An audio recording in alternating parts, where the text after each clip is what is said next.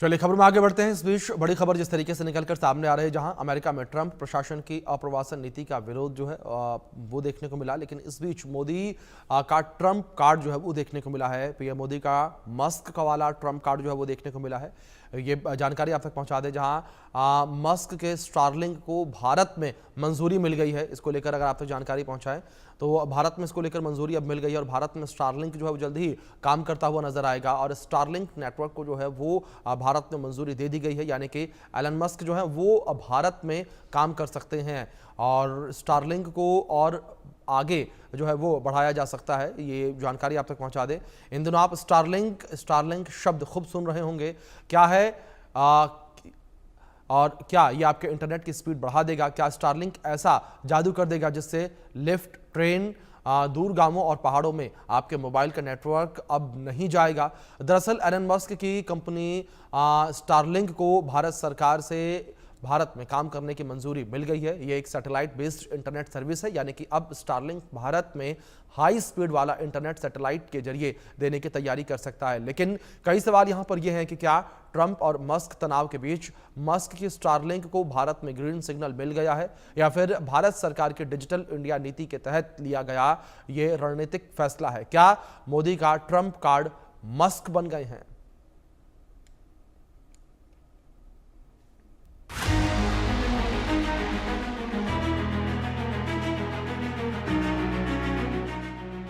उधर ट्रंप से खटपट, इधर मस्क की स्टारलिंक भारत आई झटपट। ट्रंप से मस्क की तकरार, स्टारलिंक के लिए खुला भारत का बाजार।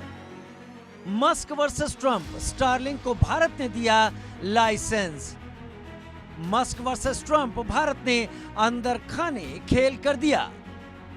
मोदी का ट्रंप कार्ड मस्क। अब एलन मस्क के स्टारलिंक से भारत के गांव-गांव में सुपरफास्ट इंटरनेट चलेगा।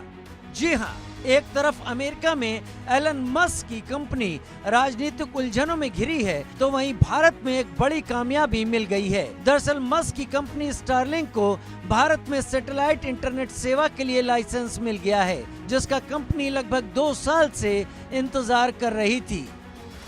दूरसंचार विभाग यानी डिपार्टमेंट ऑफ टेलीकॉम ने कंपनी को global mobile personal communication bye satellite यानी GMPCS लाइसेंस दिया है। आसान भाषा में कहें तो अब मस्क भारत में सैटेलाइट के जरिए इंटरनेट सेवा दे सकते हैं। स्टारलिंक ने डिपार्टमेंट ऑफ टेलीकॉम के सभी नियमों और शर्तों पर हामी भर दी है, जिसमें डेटा लोकलाइजेशन और सिक्योरिटी से जुड़े नॉर्म्स शामिल हैं।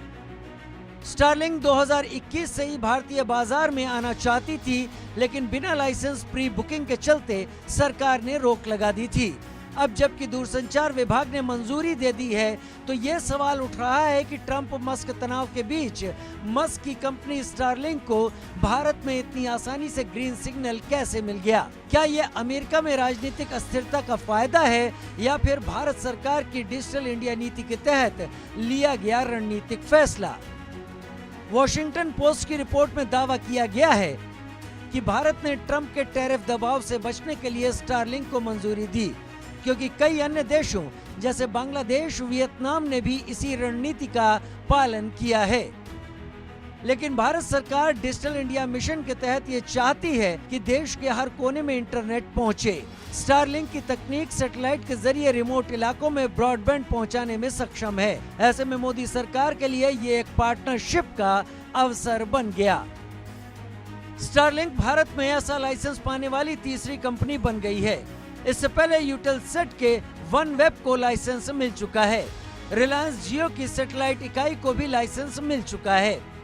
ऐसी रिपोर्ट्स हैं कि भारत सरकार के डिपार्टमेंट ऑफ टेलीकम्युनिकेशन ने एलन मस्क की कंपनी स्टारलिंक को भारत में सैटेलाइट कम्युनिकेशन लाइसेंस प्रोवाइड करा दिया है, और जाहिर है कि इसके बाद स्टारलिंक भारत में सैटेलाइट कम्युनिकेशन जो सर्विसेज हैं वो अब प्रोवाइड करा सकेगी।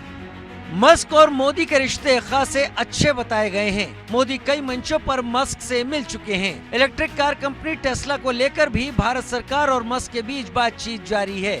खबर है कि जल्द टेस्ला को भारत में एंट्री मिल सकती है। ऐसे में सवाल ये कि ट्रंप मस्क की खटपट के बाद अचानक मस्क की स्टारलिंक को भारत में लाइसेंस दिया गया है या फिर ये मात्र संयोग है?